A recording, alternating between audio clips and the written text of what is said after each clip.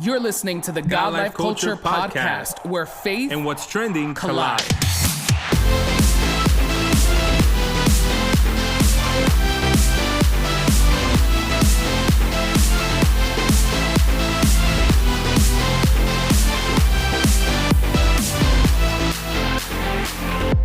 Welcome back to the latest episode of the God Life Culture Podcast. This is Eddie. What's up, everyone? This is Miguel, and we are so excited that you are back with us, joining us for a brand new episode of the God Life Culture Podcast. Wherever you are listening to us from, we just want to say thank you for, tuning into our podcast. Thank you for being a subscriber if you're subscribed. Thank you for all of your reviews and ratings. If you have not done so already, we ask that you just leave us that review, leave us that rating. It definitely helps put our show in front of more people. But we just want to say that we are so thankful and excited that you are tuned in today. So Eddie, how are you feeling today? We started off the day great on my end. I started off, first thing I did this morning, got a little work stuff done, went and got a haircut. So then I went from feeling like Chewbacca to feeling like la última Coca-Cola del desierto, if you want to say it that way. Right. So, it's a really good confidence booster, where you maybe feel like, a little sluggish, it's early morning, all this other stuff. But then once you get out of that barbershop, especially if your barber did a great job, it's one of those things where you're like, okay, good. We're going to have a good day today. So yeah, I'm kind of feeling myself. I definitely agree. I think that getting a haircut is always a confidence booster, and I think it definitely just makes your day. So, I remember, I think a few podcasts ago, we kind of spoke about, thinking just because we say, I'm doing great or I'm doing good, that everything is going great in our lives. But, yeah. These are one of those practical things that you can do to just make yourself feel better, make your day, better. So definitely we encourage our listeners, find those things that, brighten your day and brighten your mood. I'm definitely happy to be here. Another week, another episode, another guest that we have today that we're super excited to talk to and introduce to, some of our listeners, or, just give them the opportunity to hear more of her story. So I'm super excited to get into this conversation. Yeah, like Miguel is saying, we have a special guest that's joining us today, and we know that not only we will be blessed by the conversation, but you, our listeners, will be also. So we're asking you to please welcome to the God Life Culture Podcast, MIMY. MIMY, please say hello to our listeners. Hi, hello.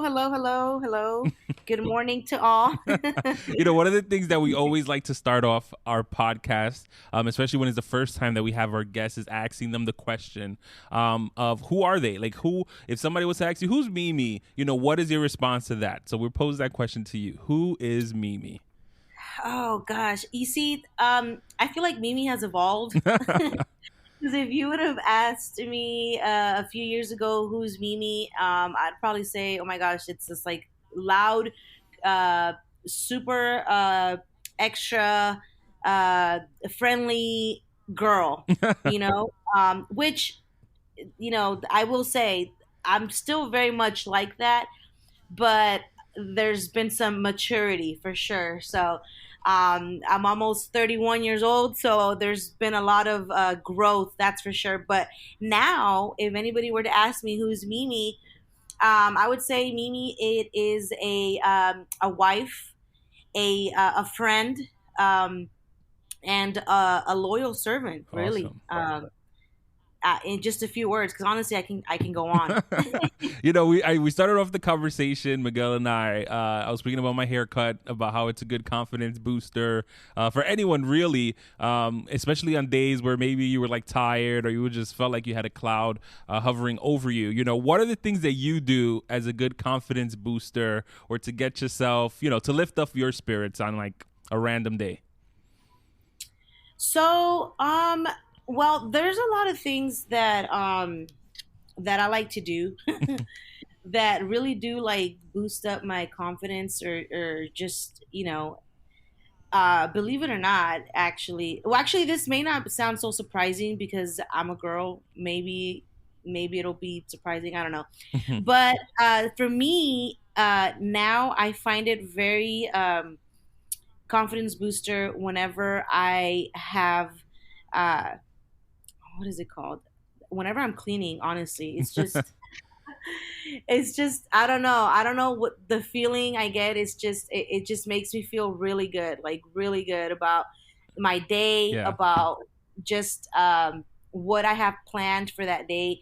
If I know that everything is like in order, I like to have things organized, and I like to know where my the things that I own, where they're at.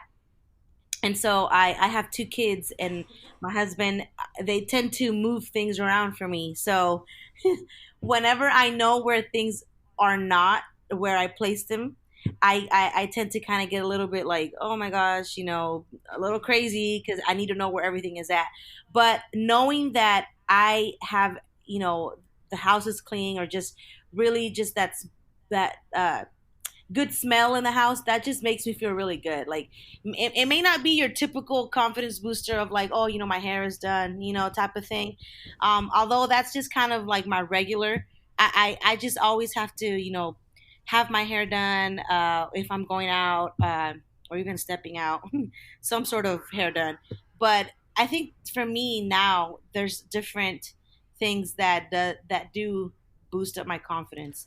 But I would have to say cleaning for sure. Yeah. That's one of those. And I like that because I definitely can, relate to when everything is clean and organized. I think it does make a lot of things just way better. You know what I mean? It makes things Oh flow my God, smoother. yeah. I feel like you can even Yeah. think better. You know what I mean? When Oh things are yeah. just super organized. Now, we always like to ask our guests about their upbringing. Some of us have grown up in the church. Others of us have grown up, not really involved in the church. And then we kind of found and encountered Jesus, years in. I know you are a recording artist. You have music out and you're a worshiper and all of these things. So I want to ask you a little bit about your upbringing. What was your upbringing like? And did you always have a passion for music? Yeah. Thank you for that question. So my upbringing was in the church. I did grow up in the church. I am born and raised in Southern California. Um, and growing up, from a very young age, I remember going to church with my parents. And I grew up in a non-denominational church. So there was a lot of things that, as a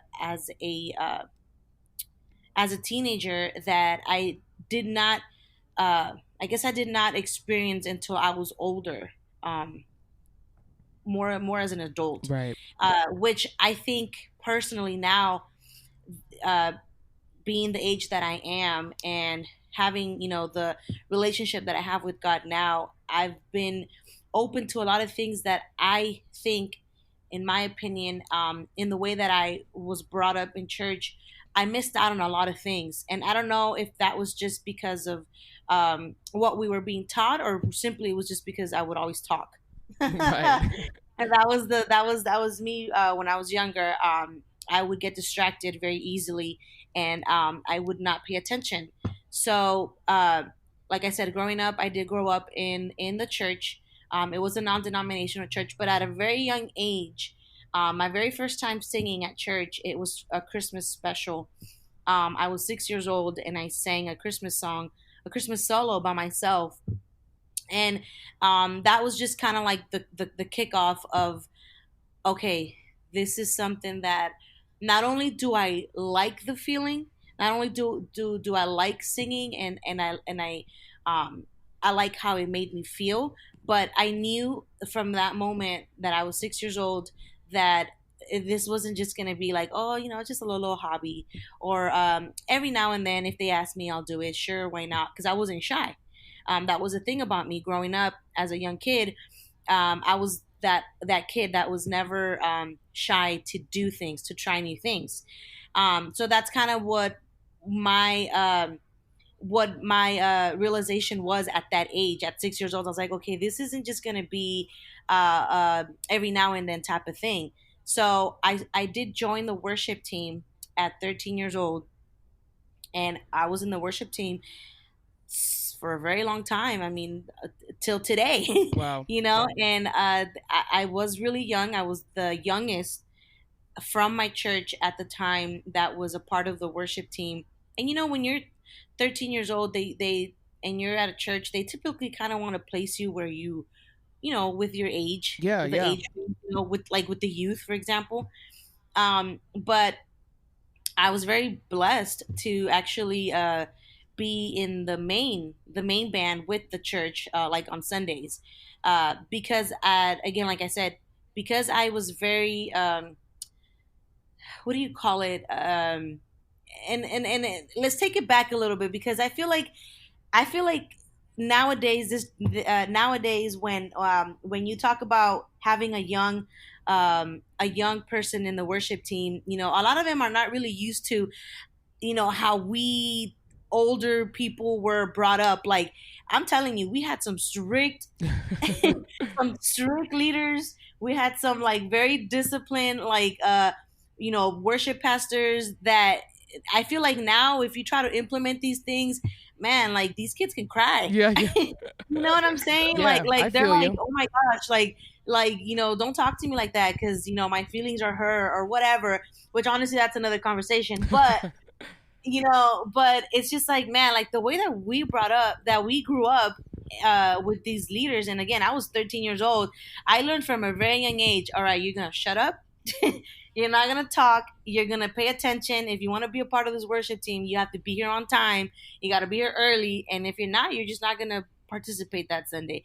So from a very young age, I did learn to have that discipline, and I think that's what set me apart from being a part of the youth department, although I was, but being a part with the main band because I was this wasn't a I like the idea of being in the worship team. This was a no, I know I need to be a part of this worship team because this is where God wants me from a very young age. So to answer the question, the first question that you had, you guys had asked me, you know, how were you brought up? Like, were you brought up? How did you grow up? I did grow up in the church, non-denominational church, in the worship team from a very young age. Um, and you know, of course, when I was in high school, I did leave the worship team for quite some years. At 16, I was like, okay, you know what? Let me just figure out what I'm supposed to do. Yeah. Because you're in high school, you know, you're like, there's other things that are, you know, calling you, and you're just like, all right, let's just, for the sake of, you know, I guess not feeling like a hypocrite, let me just leave the worship team and try to figure out who I am.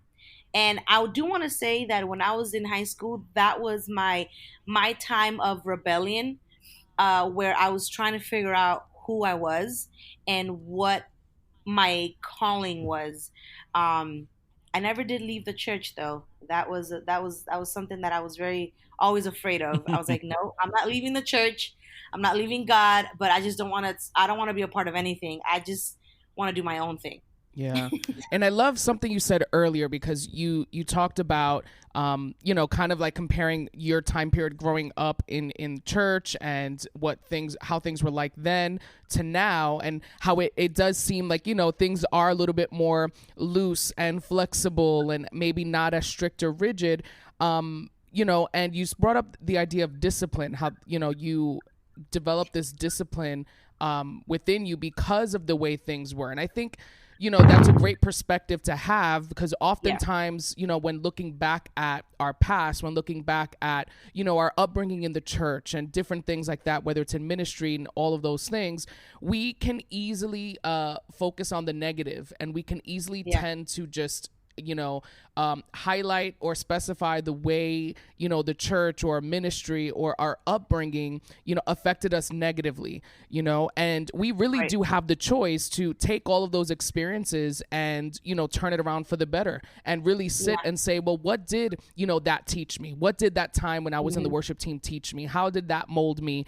And I love how you said it just created that discipline in you, you know, and now being in leadership position and maybe, you know, and doing what you do now, you're able to, you know, definitely inspire, you know, those younger worship leaders and, you know, worship team members to develop that discipline, you know, so I applaud you for taking that attitude and perspective, you know, on the situation.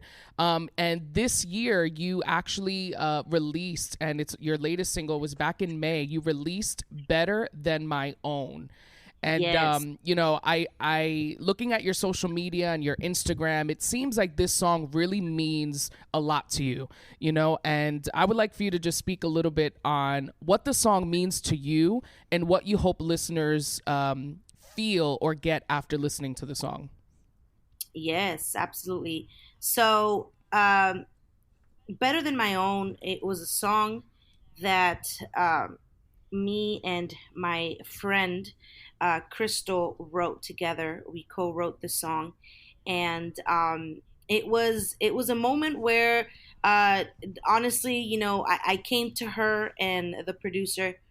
I came to her and I told her, you know what, honestly, like this is what's going on right now. I was very honest. I opened my heart, and I told her, right now, what we are experiencing, and by we I mean like my household, my family, my husband and my kids.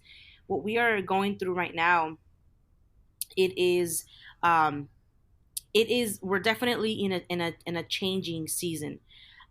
There are things that are happening around us, that honestly, it's change is inevitable. We have to change, as these things start happening in our lives, and if we don't change, um, we can become stagnant, um, and just to kind of be a little bit more on the personal side, right now, my husband and I are in the middle of closing on our brand new build on our house. And the process to that has been, very exciting, but also it requires us to step out of our norm and walk in crazy faith, Hmm. Yeah. really. It requires us to really, um I mean, honestly, really showcase what we're made of, and after all of these years being in church, it's like, all right, you've been in church all this long, now this is your moment, this is your time to show, you know what you believe in, which is faith, which is trusting in God, which is understanding and knowing that his plans are better than my own. So when I was telling this to Crystal, the again, the one that we co-wrote with, uh we were like, I was just honestly just pouring out my feelings and my emotions, and I was like, listen, uh, there's some times where I do feel, in the beginning of the verse of the song, it does talk about anxiety, and I think that many people experience different types of anxiety, and you know, and I just think that when it's uncertain of what is going to happen, or what the next thing is in our lives, we tend to get anxious, and we tend to kind of, for me anyway, like I said earlier when I was talking about, I like knowing where things are. I like having order, and sometimes when I don't know what the next step is, it does give me anxiety. Um, the thing about me is that I am very well at hiding those feelings, and not letting anybody know that that's an actual emotion that I'm allowing myself to feel. And why do I say that? Because I'm a worship pastor at my home church, and there's a lot of people, including my team in our worship team and our congregation, that look up to me. That they see who Mimi is, and they see what she does, and honestly, you know it's just what it is. Some people just honestly don't think that we have feelings, or that we go Yeah. through things, or that we go through struggles, and and it's not that I'm trying to put up a front, like, oh well, I'm fearless, and I'm just like, untouchable. It's not that. It's just that it doesn't matter what is being thrown my way, whether it be uncomfortable or not. I'm always going to show up ready to go. You know what I'm saying? I'm always going to show up with the right attitude, with the right mindset, with the right posture, especially if we're about to start, worship. And that is the thing that when writing this song was something that I wanted to include in that, because I do feel anxiety, but in the midst of the anxiety, you know, you are still the one that's controlling my deeper emotions, and at the end of the day, it doesn't matter how I could be feeling, it doesn't matter what I could be dealing with or what I'm facing.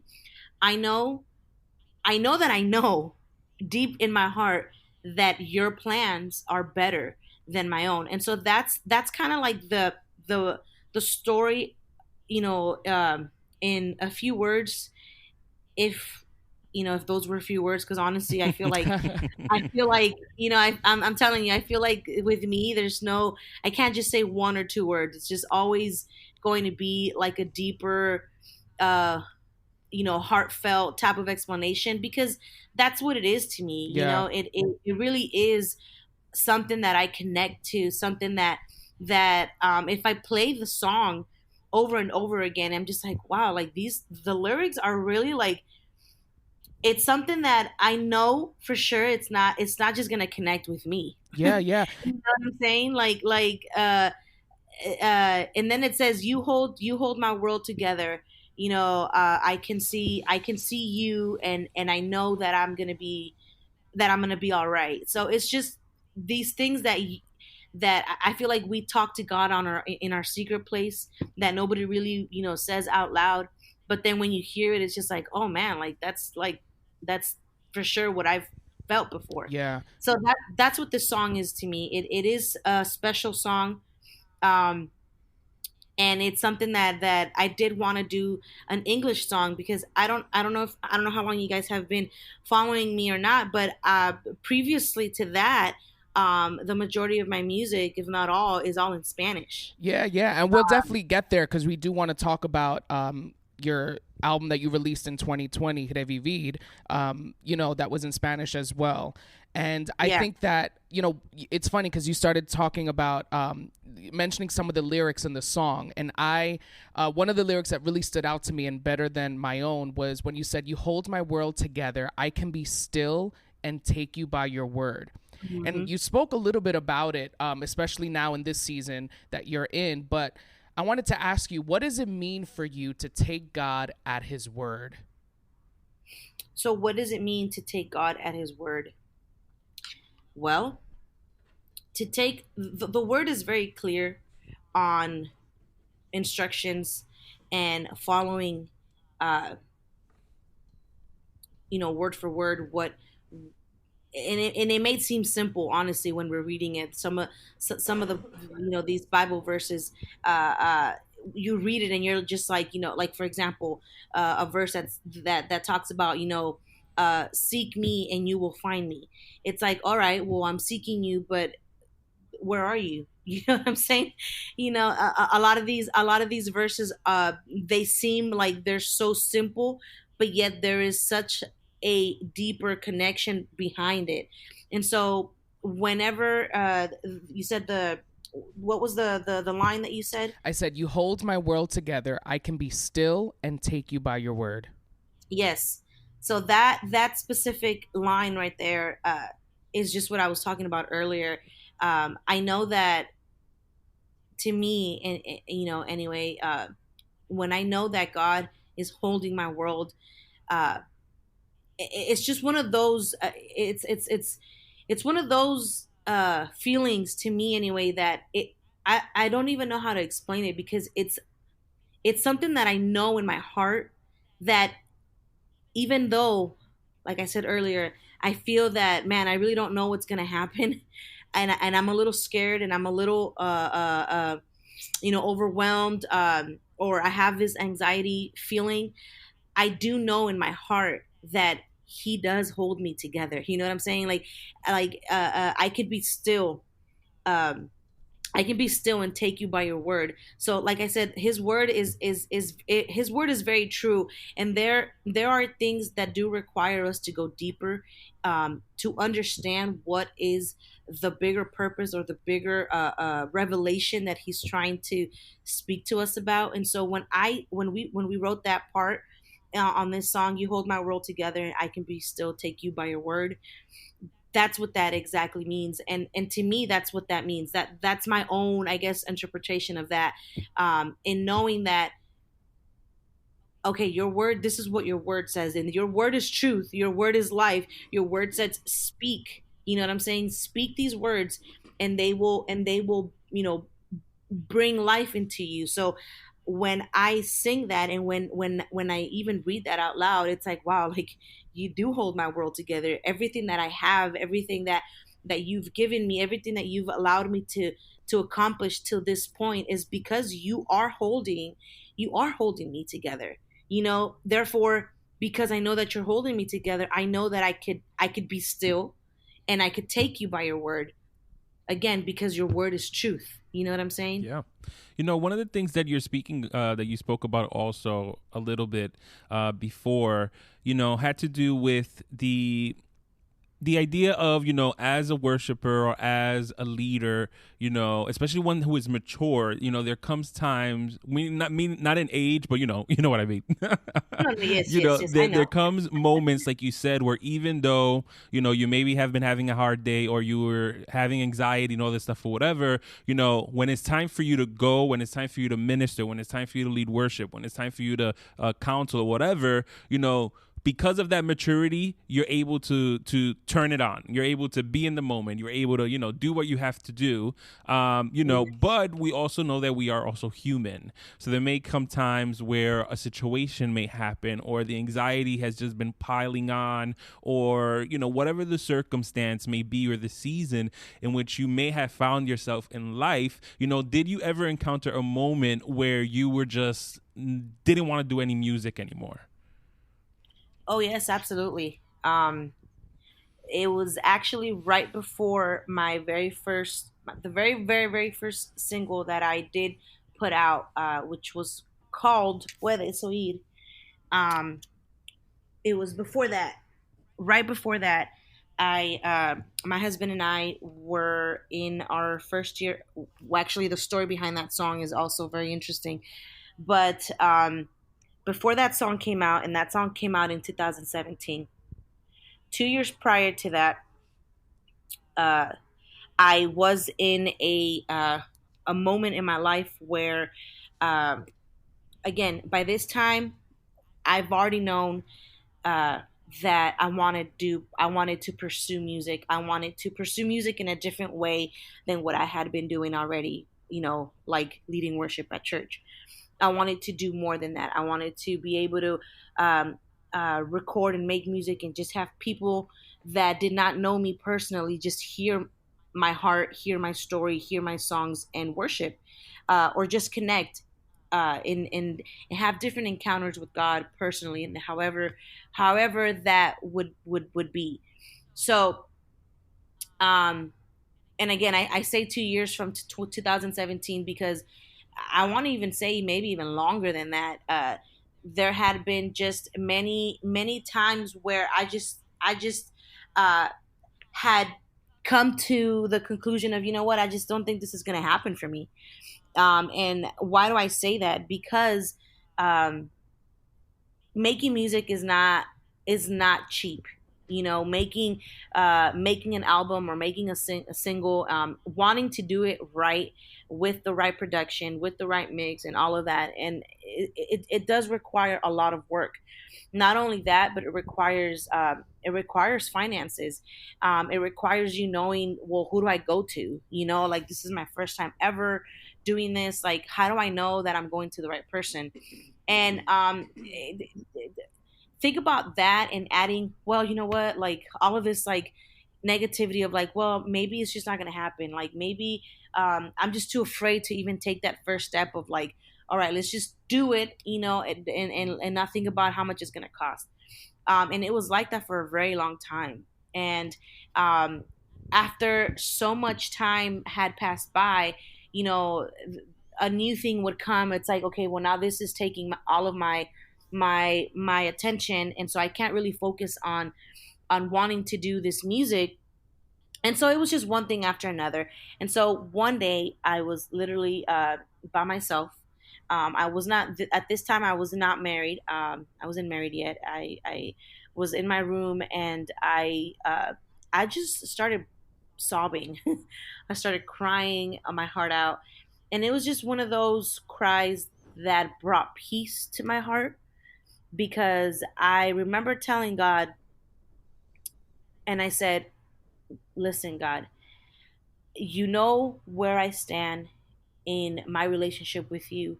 You know that I want to please you in all that I do. You know that I want to serve you until the day that you decide to take me. So I am content." And these, you got to understand, for someone that loves music to just say, you know what, God, like if I never do this for like as a career, or like as a as a outside of what I'm already doing, it's hard. It's hard for you to admit these things. And so I told that to God. I said, you know what, God, if I never get to do the deepest desire of my heart, which is to do this, and that, and I was just being very detailed, um, I will be okay with just serving you where I am. And that was so humbling for me. Yeah. And I was crying my heart out, and I was like, man, this is just, I have peace. I have peace in my heart. And I think that in that moment, honestly, if we're being honest, there was a shift. Mm-hmm. Right after that, it's like something happened. God honors that. That when you humble yourself, and when you just surrender, and there's key in that word, surrender. I surrendered. I was like, you know what, like at the end of the day, it doesn't matter if how many singles, or if I put out any singles, or if I don't. At the end of the day, I want to do what you want me to do. Yeah. Yeah. And so then God reminded me and said, well, what I want you to do is what you've been dreaming and desiring, because that is what I want for you. That is what I have for you. You have more than just you singing praise and worship songs in these four walls. And it was just, again, to answer that question, have you ever felt like you were just never going to do this, or you were just going to like quit or whatever? That was a moment for me that I threw in the towel, and I said, well, you know what? I am not going to do it on my own. If this is something that you want me to do, then you're going to put the means for it. You're going to provide. You're going to do it. And if it doesn't happen, well, it doesn't happen. But I'm still going to be faithful, basically. Yeah, and I think sometimes that's what God looks for too, right? Like you said, that humility, and also just that faith to say, man, if it doesn't happen, God, like, I'll be okay, and I'll still serve you, still do what I have to do. And, it's funny because as you're talking, I'm, again, we're meeting for the first time now and talking for the first time. I'm kind of putting together a timeline in my head. And I know that in 2020, you released an album titled Revivir. Yes. Was there any connection or correlation to that album and kind of just that feeling, and that time that you were going through where, you kind of were questioning if this was even going to happen? And, so can you just talk a little bit about that album, Revivir? Yes. So the album Revivir comes from, so by the time that we are planning Revivir, that album, I had already released a few singles, and then there was a pause. During that time, we again, it was like, listen, seasons. Everybody goes through them, and when every season that we encounter, there's always change. There's always something that we encounter and that we grow from, whether it's good or bad. And so, in that pause that I did take from the last single to Revivir, we encountered also more than one thing in my family. My husband and I were going through some troubles, and then we had lost a baby, and there's all these things that were happening. We were struggling, with knowing what our next step was going to be, and then we get the opportunity to say, you know what, it's time for an album. And so we wanted to talk about something that was going to signify where we were at after experiencing all of these things that I just mentioned, which was blooming, which was giving birth to something new. And now this is spiritual too. This is prophetic. It's not just, I was pregnant also by this time that we started writing this album, and it was symbolic because I wasn't only just naturally pregnant, but we were about to give birth to something else also in the spiritual realm. And so when we started writing songs for Revivir, they were all, if you listen to each song literally has a different sound. They're not all the same. Mm-hmm. It's not like, oh, it's your worship album. No, it's not. It has different sound. It has different elements. It is, some of them are very organic.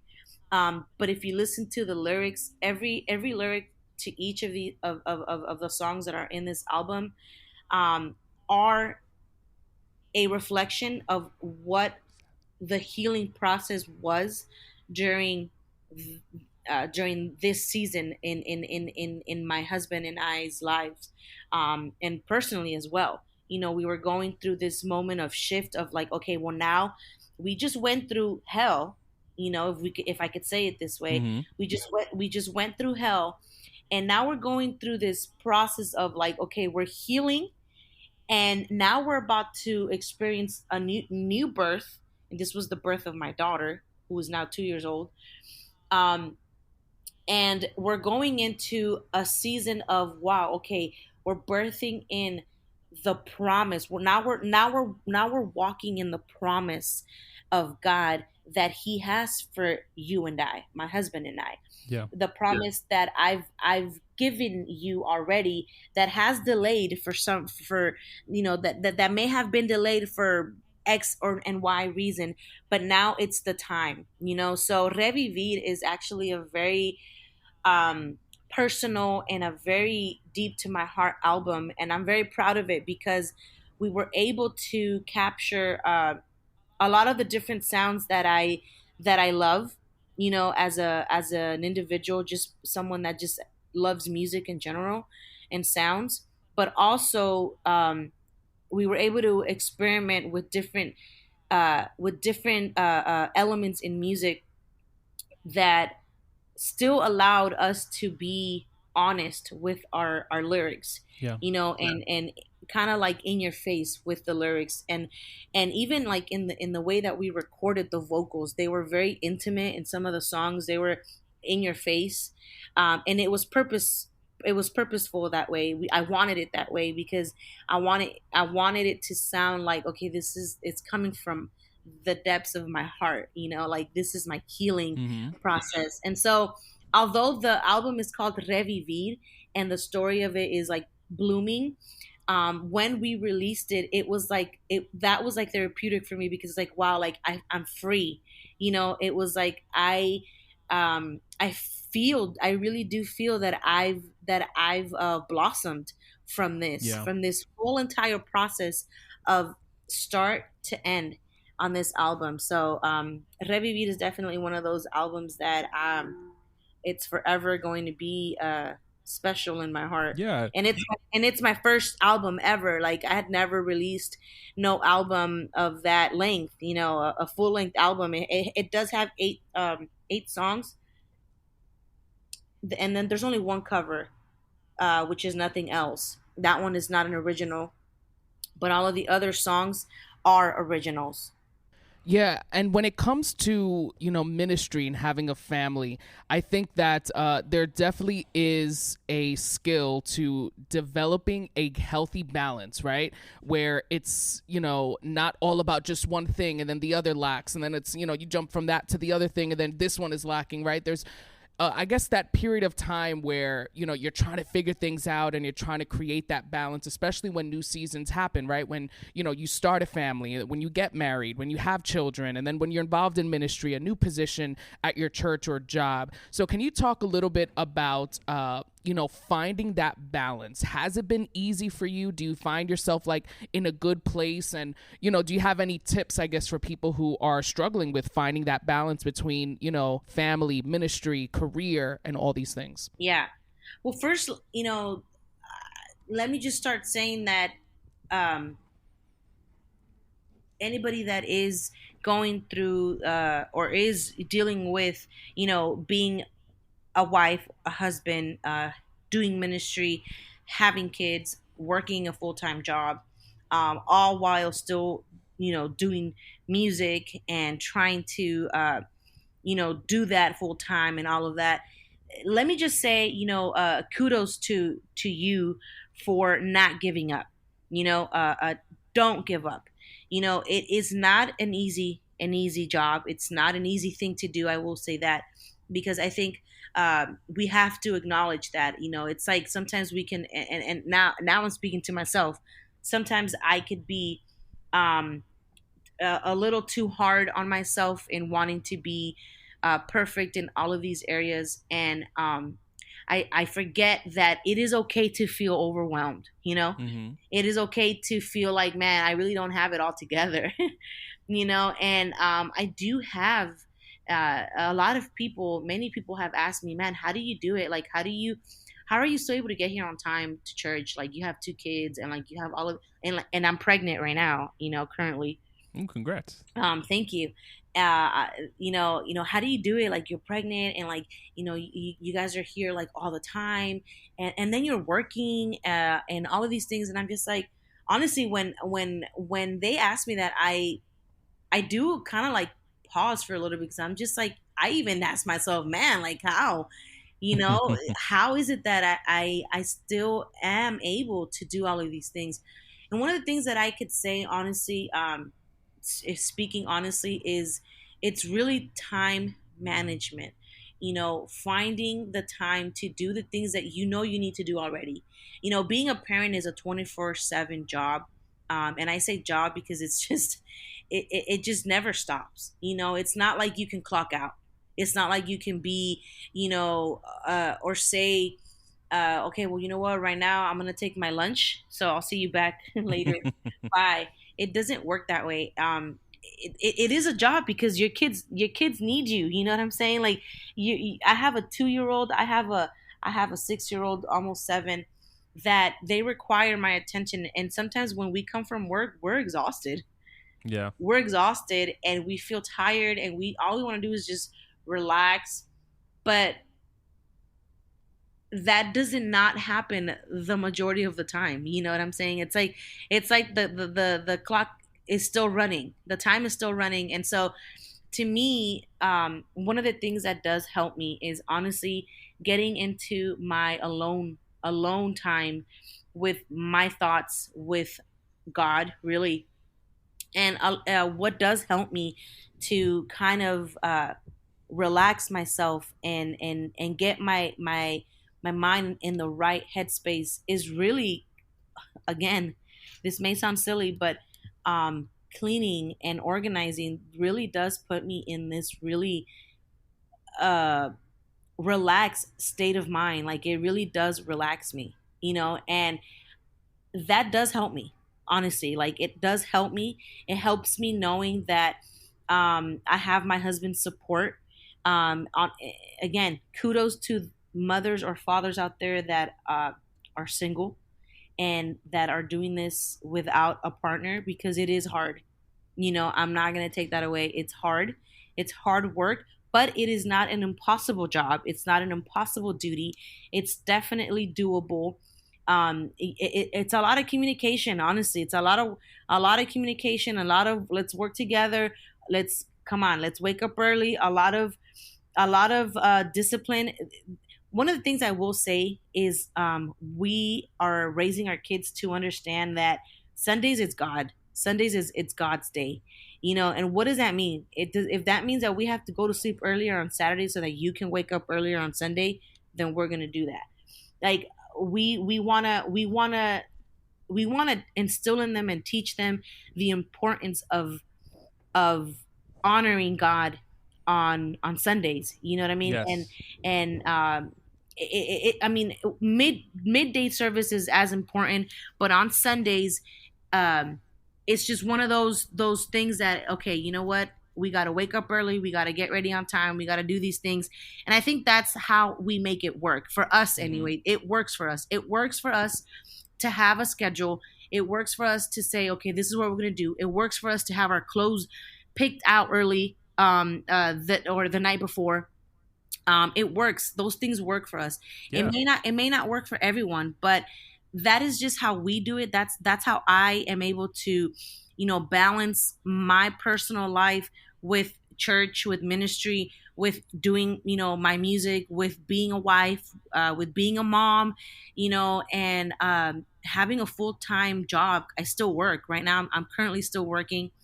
For the ones that don't know, I am a financial officer. I'm a banker at a bank. And that is, and I'm in the middle of a transition, honestly. Like I'm in the middle of a transition where I'm no longer going to be in corporate America, and I'm going to be working from home and being able to have a lot more flexibility in doing music. So it's just a transition of great things that are coming, that are coming for me and my family, and before this year ends. And so, to wrap that up, in conclusion to that question, being able to balance all of these things while still having kids, being married, and doing ministry is something that is doable.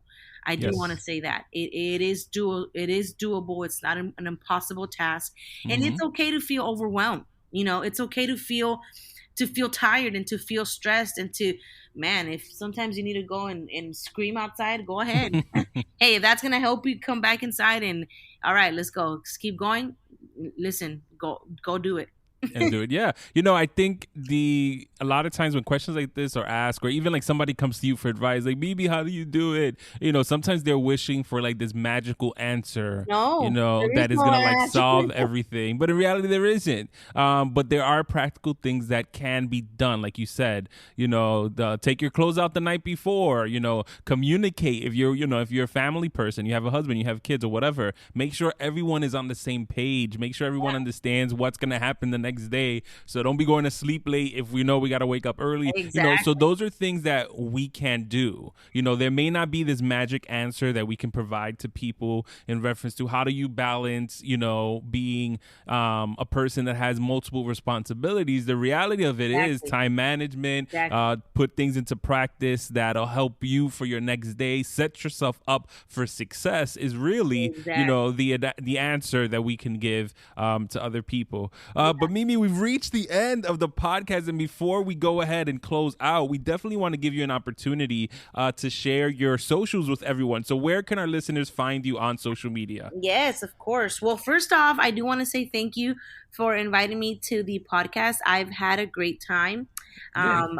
Anytime that I get to talk about, who's Mimi and what is she about? I'm always very honored and humbled to share my background and my story.